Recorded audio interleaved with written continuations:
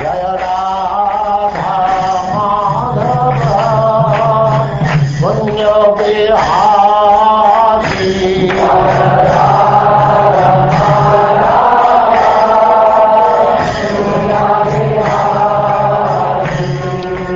And now chapter 4, the process of creation.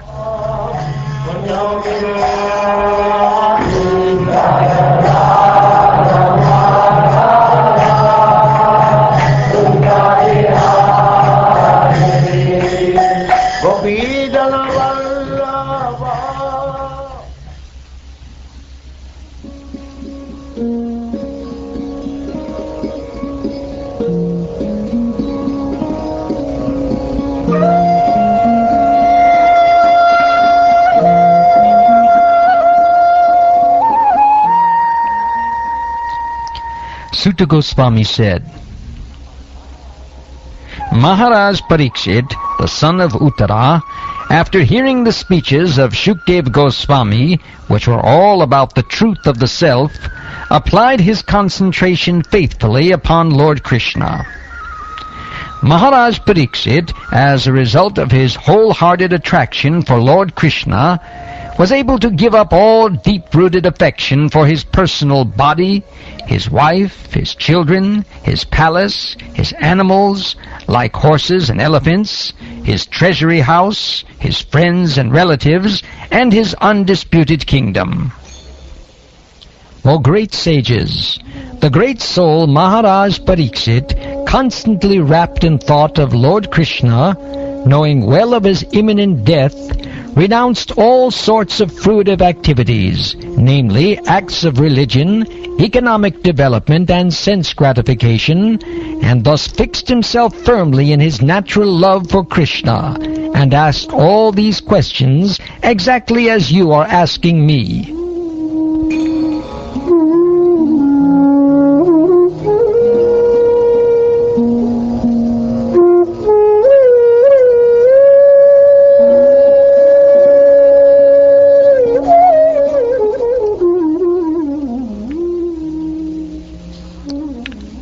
Maharaj Parikshit said, O learned Brahman, you know everything because you are without material contamination. Therefore, whatever you have spoken to me appears perfectly right.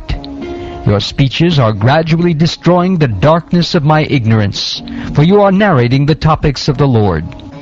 I beg to know from you how the personality of Godhead, by his personal energies, creates these phenomenal universes as they are, which are inconceivable even to the great demigods. Kindly describe how the Supreme Lord, who is all-powerful, engages his different energies and different expansions in maintaining, and again winding up, the phenomenal world in the sporting spirit of a player.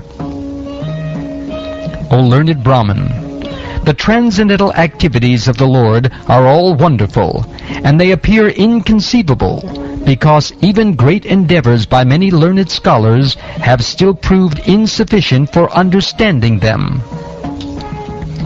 The Supreme Personality of Godhead is one, whether he alone acts with the modes of material nature, or simultaneously expands in many forms, or expands consecutively to direct the modes of nature. Kindly clear up all these doubtful inquiries, because you are not only vastly learned in the Vedic literatures and self-realized in transcendence, but are also a great devotee of the Lord, and are therefore as good as the personality of Godhead.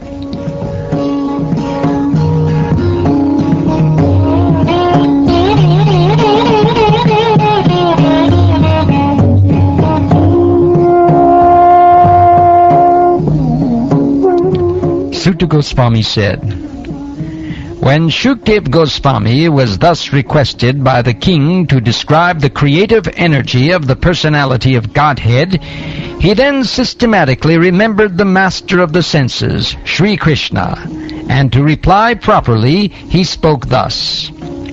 Shukdeva Goswami said, Let me offer my respectful obeisances unto the Supreme Personality of Godhead, who, for the creation of the material world, accepts the three modes of nature.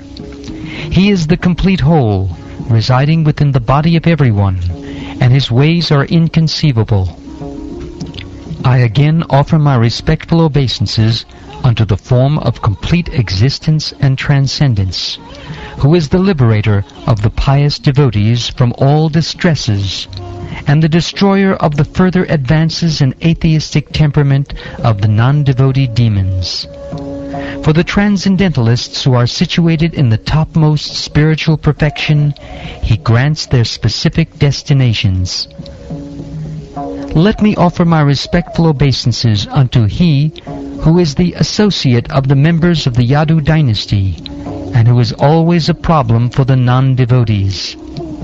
He is the supreme enjoyer of both the material and spiritual worlds, yet he enjoys his own abode in the spiritual sky.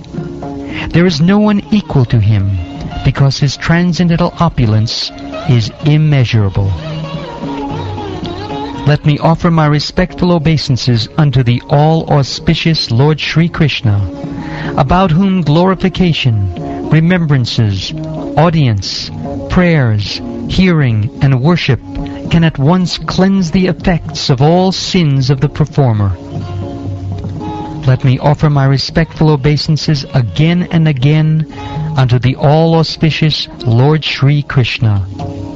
The highly intellectual, simply by surrendering unto his lotus feet, are relieved of all attachments to present and future existences, and without difficulty progress towards spiritual existence.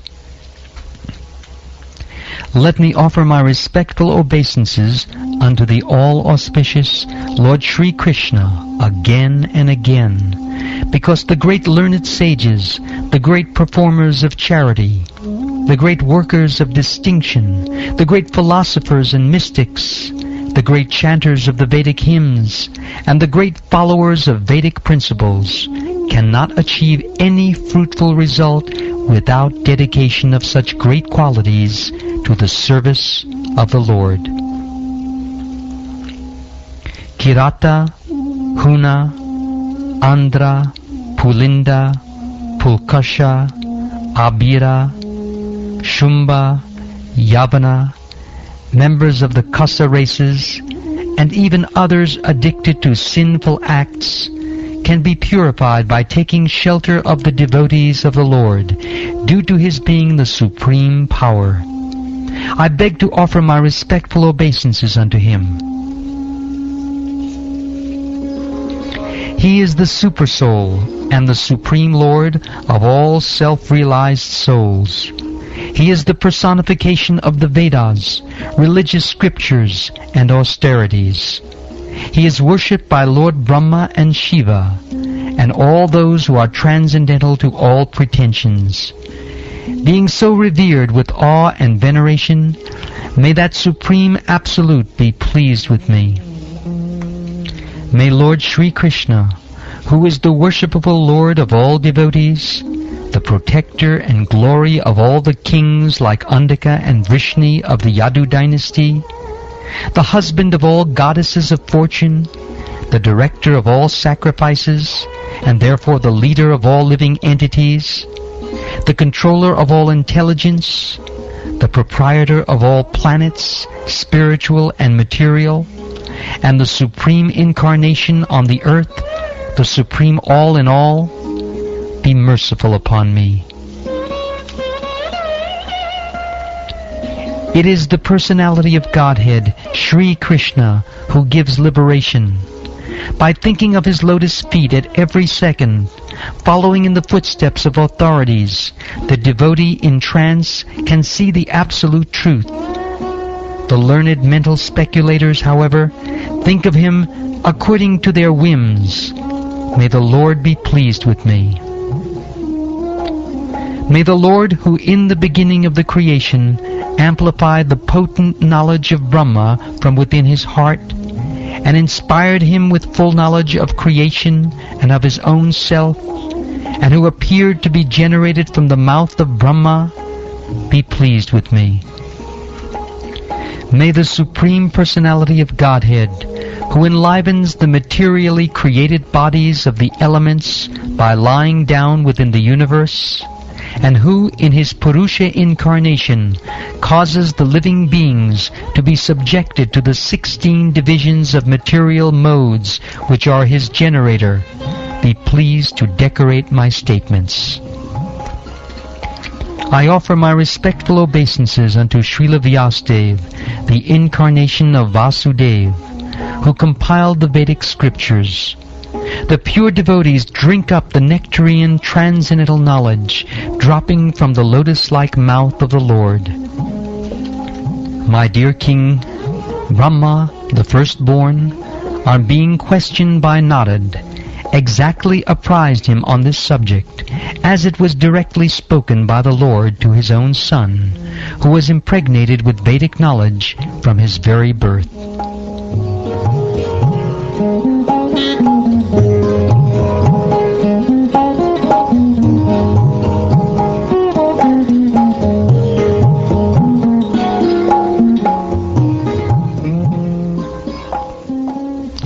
Thus ends the 4th chapter of the 2nd canto of the Srimad Bhagavatam, entitled The Process of Creation.